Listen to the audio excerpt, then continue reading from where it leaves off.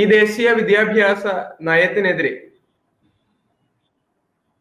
ഇന്ത്യയിലെ വിവിധ പ്രദേശങ്ങളിൽ, വിവിധ ജില്ലകളിൽ, സംസ്ഥാനങ്ങളിൽ AIDSO വലിയ പ്രക്ഷോഭ പരിപാടികൾ നടത്തി വരികയാണ്.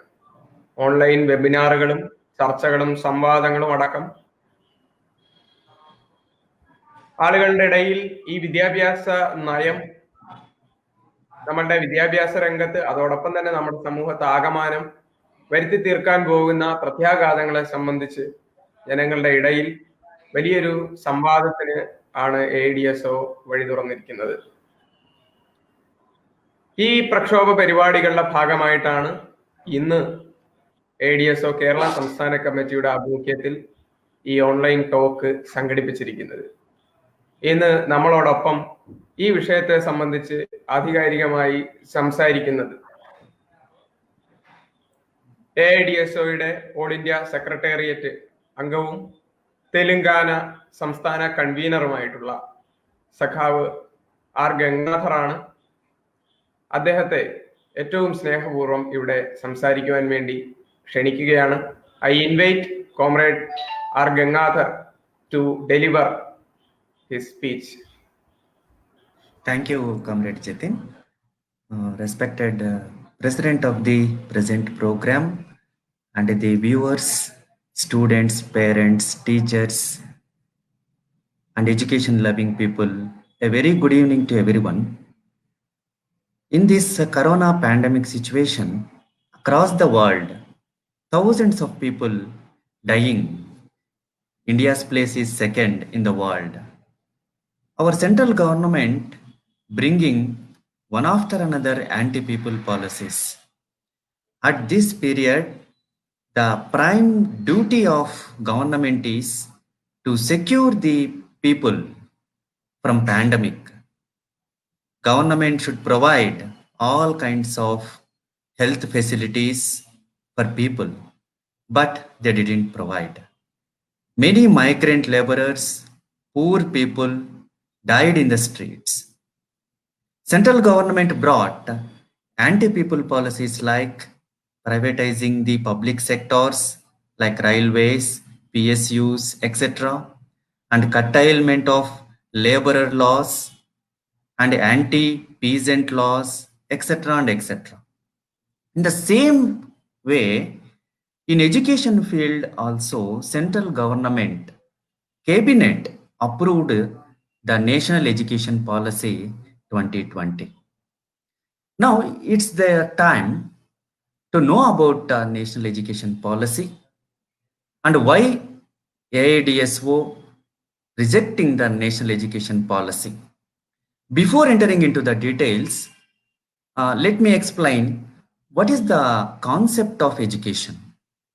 A quotation from outstanding Indian personality, Shri Vivekananda: education is not the amount of information that is put into your brains and runs riot there undigested all your life.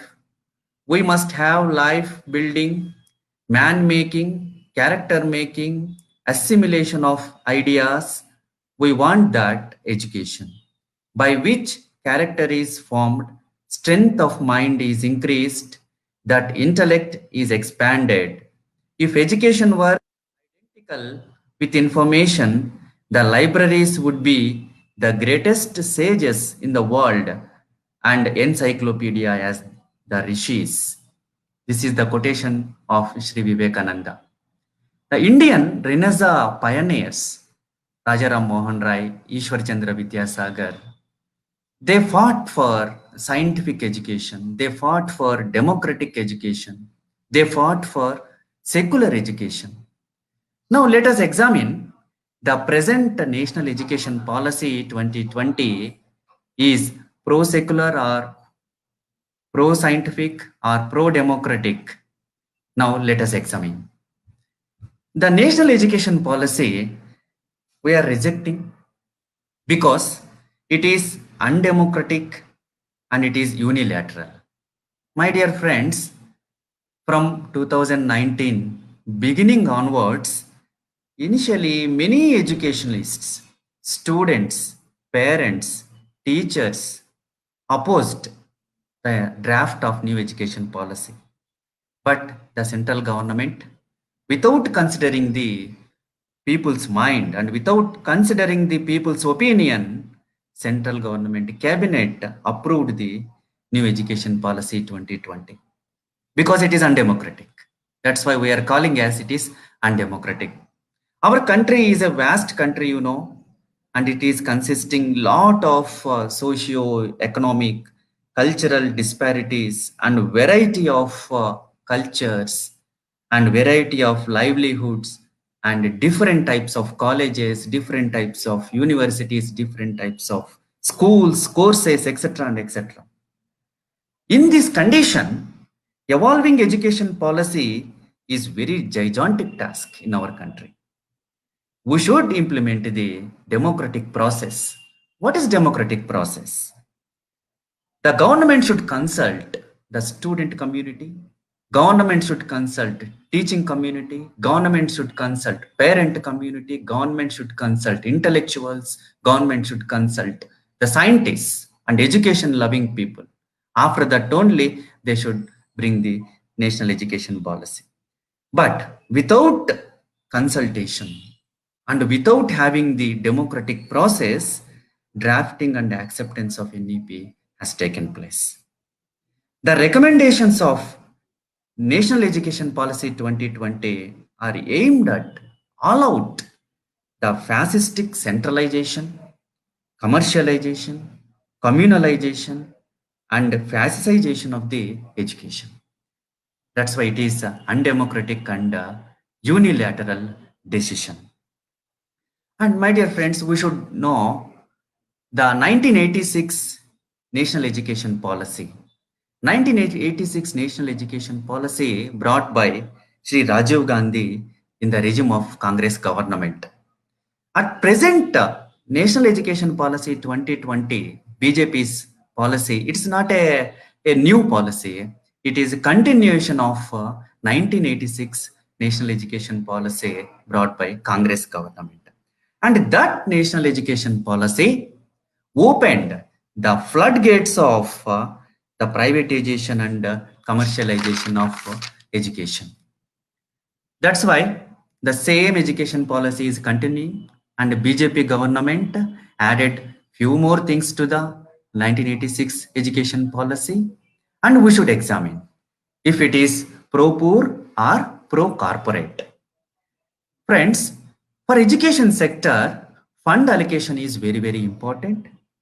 And the present national education policy is saying that the 6 GDP for education is allocating. It is very attractive slogan from 1968 onwards. Any science student can understand the GDP. And what is GDP? Any science student and social science student can understand.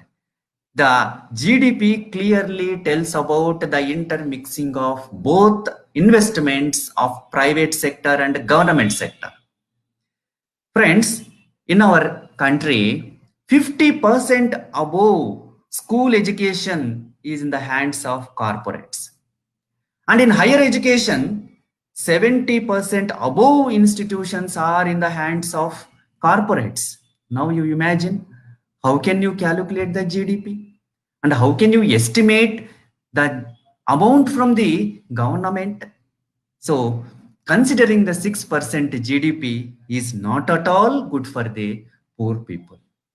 That's why we are demanding, according to the Kothari Commission, we are demanding 10% budget from central government and 30% budget from state government should allocate for the education. Then only the government can provide free and quality education for the people. Without allocating 10% and 30%, scientifically, it is not possible to provide free and quality education. And if we carefully see, the common people of our country, 65% the budget amount paying in the name of taxes, 65% budget, and 15% from corporate companies. How less you see? and 20% from income tax. So the common people are paying much more amount to the government in the name of tax, that is 65%. So the common people's quota is more.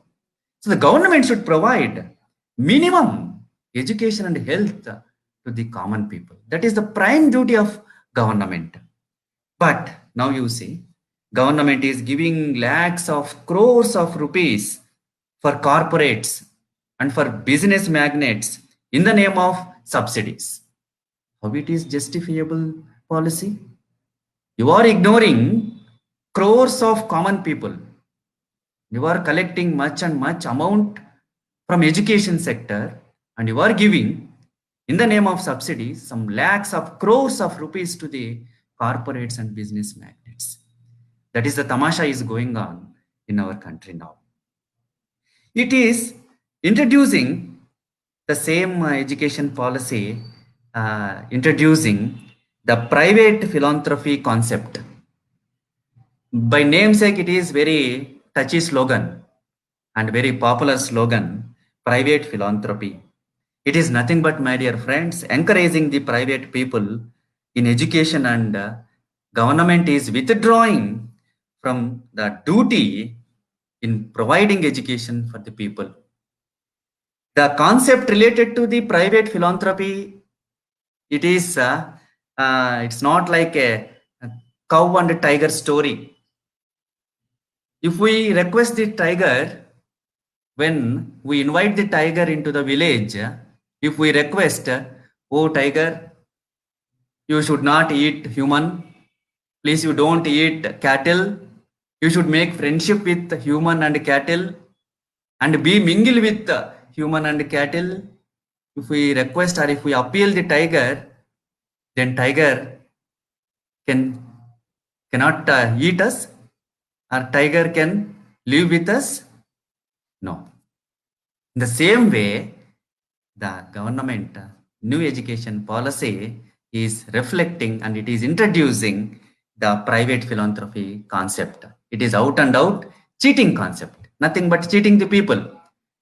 The very essence and very aim and objective of private and corporate institution is exploiting the people. It's a law.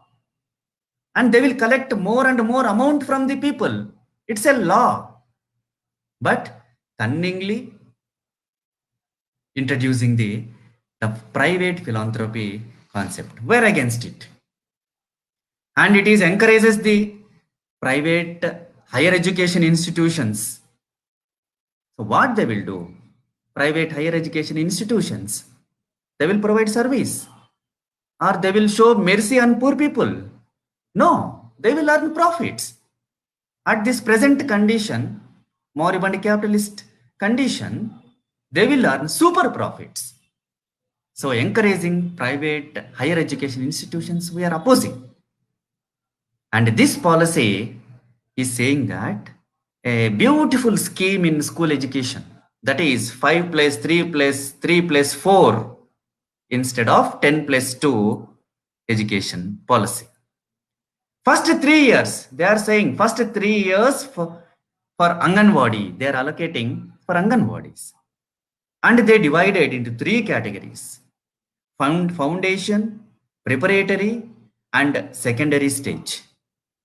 Foundation for Anganwadi. My dear friends, you say the present Anganwadi's condition is very pathetic. There is no water, there is no building facility, and there is no trained employees, but maintaining the Anganwadis. How the children will learn? Similarly, in preparatory division, they are introducing a scheme. It is like DPEP, District Primary Educational Program. It is a World Bank sponsored program. And this World Bank sponsored program not accepted by the world, and it is not accepted in India also. Previously, the Indian people not accepted this one. But it is a part and parcel of the preparatory division. And secondary stage, class 9th to 12th, And in this stage, my dear friends, it's very important stage of student to acquire the knowledge, to acquire the culture, to acquire the comprehensive understanding about nature, science, life, society from class 9th to 12th. But in this stage, they are introducing multidisciplinary system. Multidisciplinary system, it is a unscientific system. In this multidisciplinary system, they are introducing 24 subjects and 40 optional subjects. It will continue up to the UG level, means degree level. Friends, even after completion of 10th class, after completion of plus 1 and plus 2, student cannot decide the courses. He is unable to decide the courses and subjects. At the age of 9th class, if we introduce multidisciplinary policy, multidisciplinary courses, then how a student can choose appropriate subjects? It is not at all a scientific. And this multidisciplinary system, it is a very dangerous process and it is hampering the comprehensive understanding of the student. Say, for example, mathematics, physics, chemistry, it is a group. There is a science in this formation of the group. BZC, botany, zoology, chemistry. There is a science in formation of that group. Say in mathematics, we are going to study about calculus, geometry, and so many mathematical chapters. And the same chapters will applicable in physics, in calculation of gravitational forces, in calculation of the problems in thermodynamics. In physics, the same mathematics can be applied. And in chemistry, if you want to study the electrochemistry, physics is required and mathematics is required. If you want to study the solutions, acids and bases and their calculations and their concepts, if you want to study equilibrium concept in chemistry, mathematics and physics is required. That's why maths, physics and chemistry, it is a combination. It is a scientific combination. Botany, zoology, chemistry, it is a combination. HEC, history, economics and civics, it is a combination. Mathematics, physics and economics, is it a combination? How can a student understand the comprehensive knowledge about math, physics and the natural science? Not at all. That's why this multidisciplinary system is highly unscientific. It will hamper the comprehensive knowledge acquiring process. That's why we are opposing this. And friends, you say from class 6th onwards, they want to introduce the vocational type of education. Vocational type of education will spoil the very main essence of the 10 years formal study. What is meant by vocational type of education? Some skill learning course. There is a factory or mill or any industry, skilled workers are required. Say carpentry, welding, wiring, and some computer data entry operators, etc., etc., etc. For learning such kind of courses, from class 6th onwards, they want to introduce according to the new education policy 2020. Albert Einstein, great scientist, is explaining about the concept of compartmental of education or vocational type of education. Wonderful quote. Einstein is saying that it is not enough to teach a man a specialty, though he may become a useful machine, but not harmoniously developed personality. It is essential that the student acquires an understanding and a lively feeling for values. He must acquire a vivid sense of beautiful and of the moral good. Otherwise, he with his specialized knowledge more closely resembles a well-trained dog than a harmoniously developed person. Overemphasize on the competitive system and premature specialization on the ground of immediate usefulness kills the spirit of which all cultural life depends, specialized knowledge enclosed. My dear friends, Albert Einstein wholeheartedly, with a lot of pain, he is explaining like this. Compartmentalization of study and specialization of study is not at all useful for the children. They may give some skills. He is comparing with a trained dog. What trained dog will do? The trained dog will do a small works which owner orders. But we are human beings. We should take values and we should gain culture and we should gain the morals and idea about knowledge and idea about life. That is the Einstein's statement. That's why introducing occasionalization of system study from school level is highly unscientific and it is anti-student. That's why we are opposing. And friends, I would like to emphasize the higher education system from the new education policy 2020. It is saying that 2025, before that, they will gain 3.5 crores of seats, admissions in higher education. Means they will enhance the 50% of admissions in higher education. That is the new education policy 2020 is saying. My dear friends, how we can increase the admissions in higher education? Why at present condition so many people are not getting higher education? Why they are not joining in higher education after intermediate and after degree, PG, engineering, MCA, MBA, CA, this type of courses are calling as higher education. Why the lakhs and crores of youths, students, they are not joining in higher education in our India? The reason is people are suffering with poverty. Many people are below the poverty line. They don't have money. After completion of their undergraduation, they should go for the job. They should earn the money. That's why lakhs of students are not going for higher education. That is the reason. But the new education policy, without considering the condition of the people, they are announcing that 50% of enhancement in higher education we will achieve. How it is possible? And in the same new education policy, they didn't mention the new colleges, new universities, and new schools, and allotment of budget for that. They didn't mention. Generally, how it will achieve? If we establish schools, colleges, universities in all levels, then only the higher education is possible for poor people, middle class people. And they are recommending that, they are saying, in the name of internationalization, they are saying,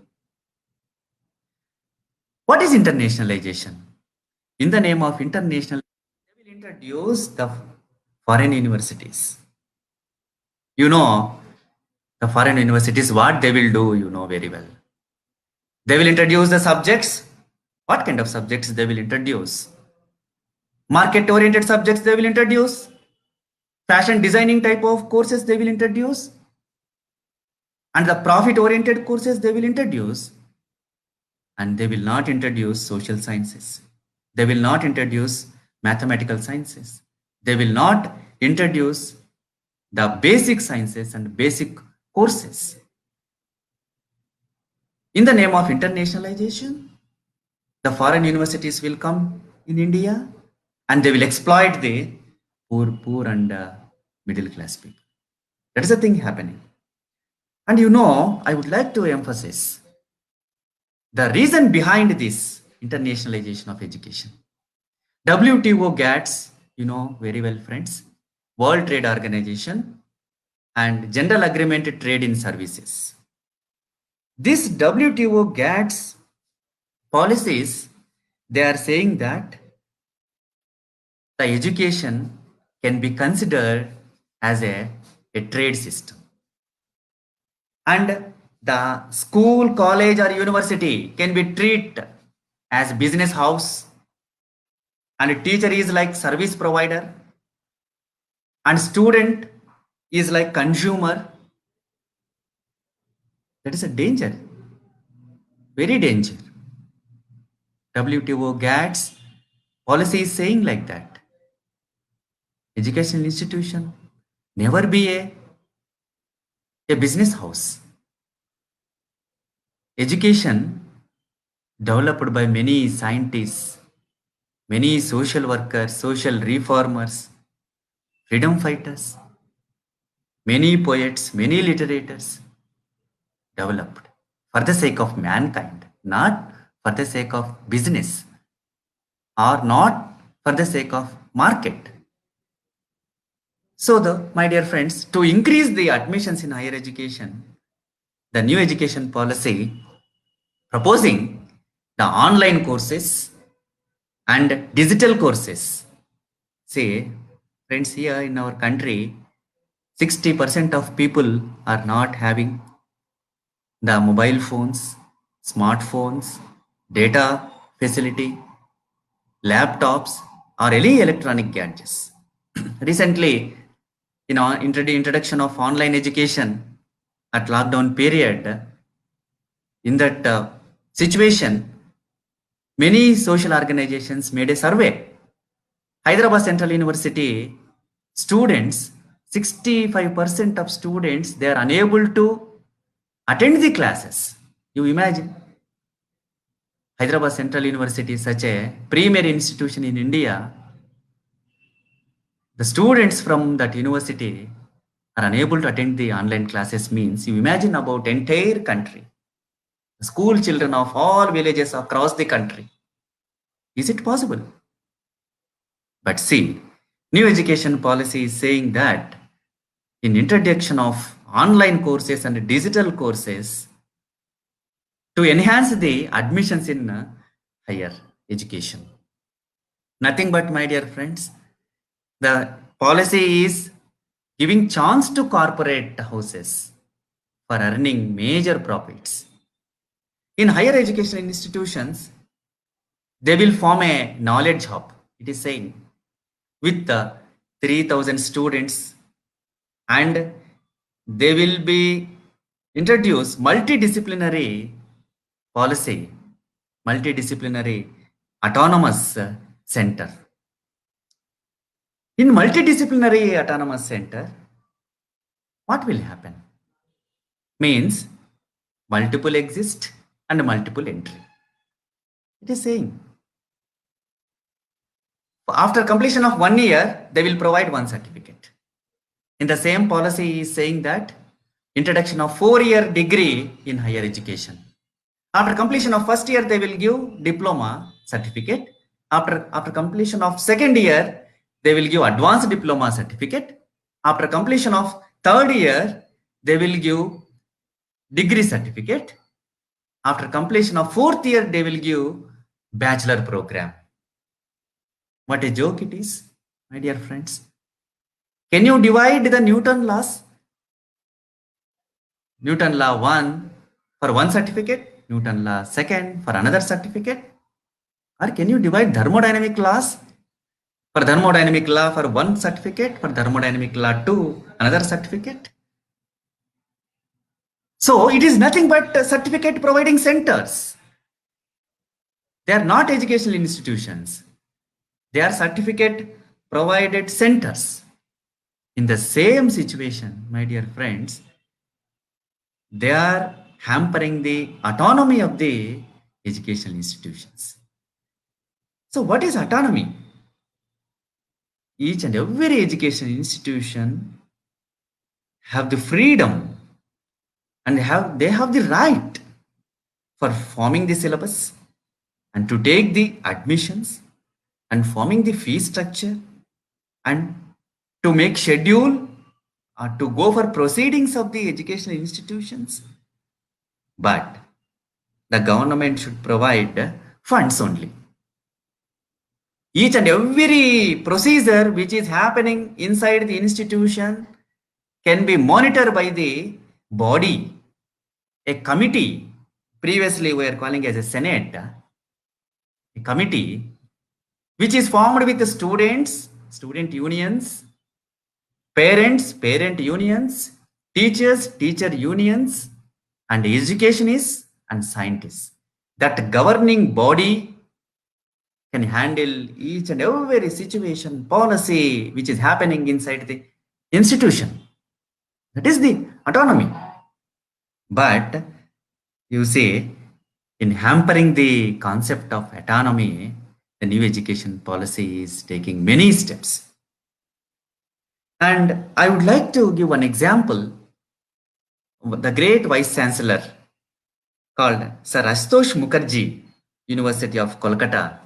He worked as Vice Chancellor from 1906 to 1914, 1921 to 1923. Sir Ashutosh Mukherjee, a pioneer, and he protected the autonomy of the institution like anything. In those days, 1921-23, at that time, the Britishers wants to implement their policy and their ideology inside the Calcutta University. But Sir Ashutosh Mukherjee didn't agree, and he fought like anything, like a tiger. And he told the Britishers, if you are not providing funds, then I will go to each and every home of Bengal and I will beg the money from the people and I will run the university. But I will not obey your orders. I will not obey your policies inside the Calcutta University.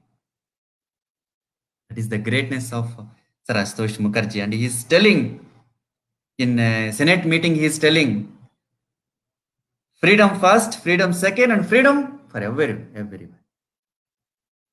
Means the university should have the autonomy. The university should follow the autonomy concept. Then only the culture, standard of university will develop.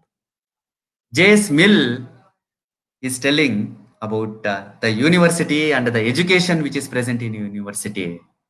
Very brilliantly, he is telling that university is not meant for creating jobs like lawyers, doctors, engineers, and etc. And university is meant for creating complete human being. Before lawyer, he is a human. So how beautifully he is telling the importance of the university education. And my dear friends, in university level, the new education policy is bringing Higher Education Commission of India. What is this Higher Education Commission of India? The democratic bodies are there in India. Say University Grant Commission, it is a democratic body. And AICTE, it's a democratic body, somewhat democratic body. And Medical Council of India, a democratic body. By abolishing all these democratic bodies, and they want to bring HECI, Higher Education Commission of India. What is danger behind it? My dear friends, today BJP government is ruling, and tomorrow another government may rule. Whatever the ideology is present in that particular party or government, the same ideology will be implementing in the education system. My dear friends, once in Germany, Hitler is saying, if you want to correct the minds of people, if you want to monitor the minds of the people, then you should change the curriculum, change the syllabus. That is his policy. The same type of policy is implementing the present government. The Higher Education Commission of India will destroy the autonomy level of the bodies like UGC, AICT, and MCI, etc. That's why we are opposing the introduction of HECI. And the new education policy 2020 is try to impose the three language formula. According to my opinion, the two language formula is scientific. Three language formula is not a scientific. Two language formula, basically mother tongue is very important. In mother tongue only, the child will learn so many things. In mother tongue only, the child will initially acquire the knowledge from the nature. So the mother tongue should be there. The medium of instruction should be in a mother tongue. And there should be a link language. That link language should be English. Across the world, accepted, and the knowledge regarding all sciences, the knowledge regarding philosophy is in English. That's why English should be implemented as a subject from class 1.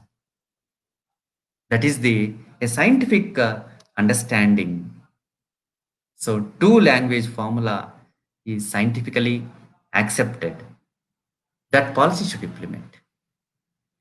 And introduction of knowledge from ancient India. This is a policy in the new education policy 2020. What is ancient India?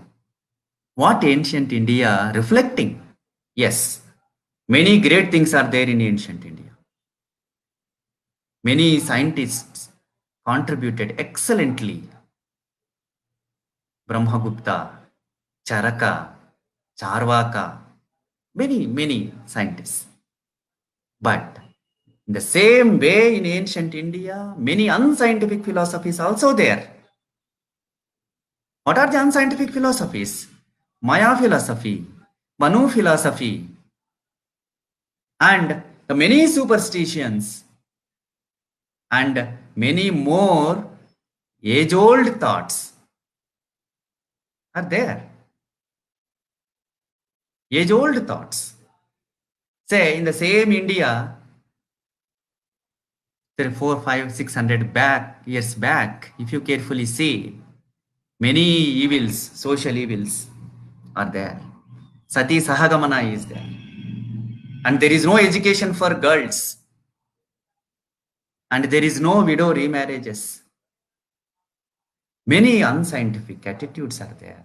So they want to bring all these. There is no clarity in new education policy. Or what they want to bring. Or they want to bring Ishwar Chandra Vidyasagar's ideas, or Rajaram Mohan Rai ideas, or Jyotirao Phule ideas. No. So there is no clarity in that. Indirectly, many unscientific false beliefs, Maya philosophy, Manu philosophy, and age-old thoughts they want to implement. And they want to implement Sanskrit language. My dear friends, we don't have any hatred ideology of any language. We are respecting all languages. But at the present condition, which language or which methodology is useful for the development of society? That is useful. That is the criteria. Introduction of Sanskrit means what? I can say Sanskrit is a dead language. Ishwar Chandra Vidyasagar not supported the Sanskrit. Rajaram Mohan Rai not supported the learning Sanskrit. Vidyasagar is saying the Indian students should read science. Indian students should learn mathematics. Indian students should learn philosophy, European sciences. Ishwar Chandra Vidyasagar said. The same way Rajaram Mohan Rai also opposed learning Sanskrit. But now, new education policy is trying to implement the Sanskrit language in the curriculum. So, my dear friends, the higher education policy is also now bringing choice-based credit system, and it is encouraging the choice-based credit system in different states, in different names. The choice-based credit system is implementing. In Telangana, it is implementing the bucket system. In different states, in different ways, the choice-based credit system is implementing. Choice-based credit system is not at all useful, and it is not at all knowledgeable, and it is not at all scientific. Means student will select one from one area, another from another area, and one more from another area. Friends, then student will not attain the knowledge everywhere. Never it will be possible. Student will know a few things, and he will get the marks, and he will get the information, and he will write exam, and he will get the certificate. There is no understanding about that subject. That's why choice-based credit system is not at all scientific. We are opposing. And semester system and trimester system. Friends, you all know they want to implement from school level onwards. We are opposing semester system in college level onwards now. From school level, you imagine. In college level, it is giving very bad effects. In entire year, student will engage writing records, then writing exams, and paying fees. There is no experiments, and there is no proper laboratory, and there is no acquiring the practical knowledge. Always exams. Before that, internal exams, external exams, internal lab exam, external lab exam. Then faculty will never get the time to provide the comprehensive understanding about that subject. Similarly, the student also will never get the time to gain the knowledge from that chapter or from that subject. Always he will engage into the collection of material, writing exams, and doing homeworks, doing project works, etc. and etc. There is no curriculum, co-curriculum activities, sport activities, cultural activities. Friends, at school level and at college level, overall development is very necessary. Along with studies, the student should get the knowledge from art and from cultures, different types of arts, different types of cultures. And the student should involve in social movement. Student should think about the society. Student should think about the problems of the society.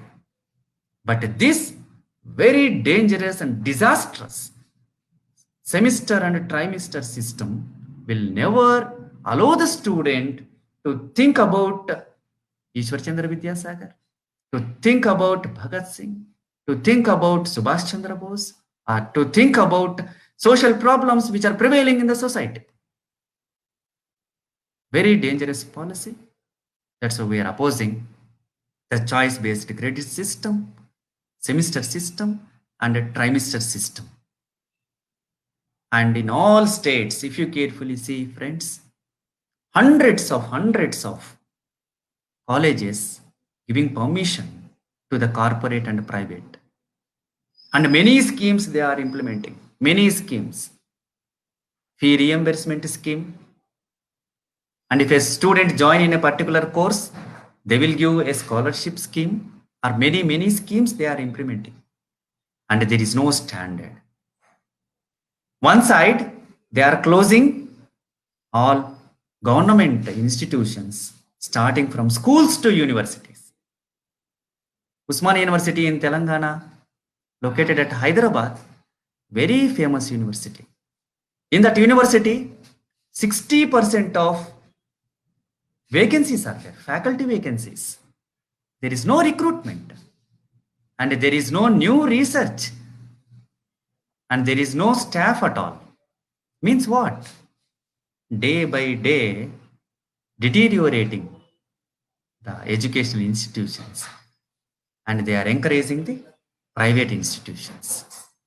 So this policy is clearly reflecting that privatization of education and communalization of education and centralization of education.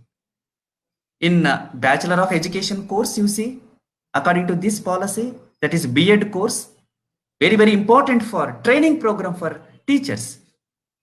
Actually, university means in that university, engineering courses and degree courses and polytechnic courses and ITI courses and education courses, many should be there. But they want to centralize. The B.Ed courses, teaching training program course, according to this policy, the teaching training course can be centralized. Means what? What is the reason behind it? Means they want to inculcate their ideology through teachers towards the students. They are using as a medium, teachers are the medium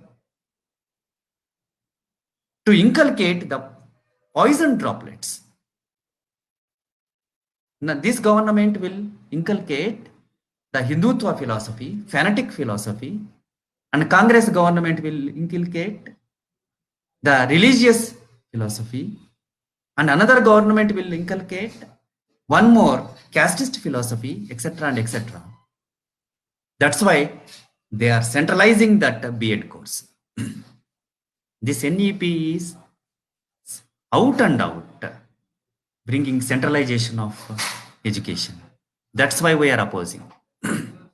And my dear friends, it's our task and it's our prime responsibility to fulfill the tasks of Renaissance and freedom movement. Great people, All India Democratic Student Organization is one and only the revolutionary students organization, which is uniting the students irrespective of caste, religion, region, language, and developing consistent student movements across the country. I request you all, please join in AIDSO and strengthen the students movement in the country.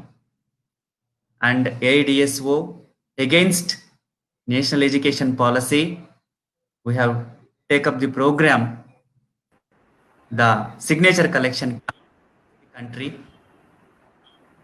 I request all students, teachers, parents, education loving people, please participate in signature collection program and extend your support to genuine students movement in the country. Thank you one and all. Thank you for organizer for giving this me opportunity.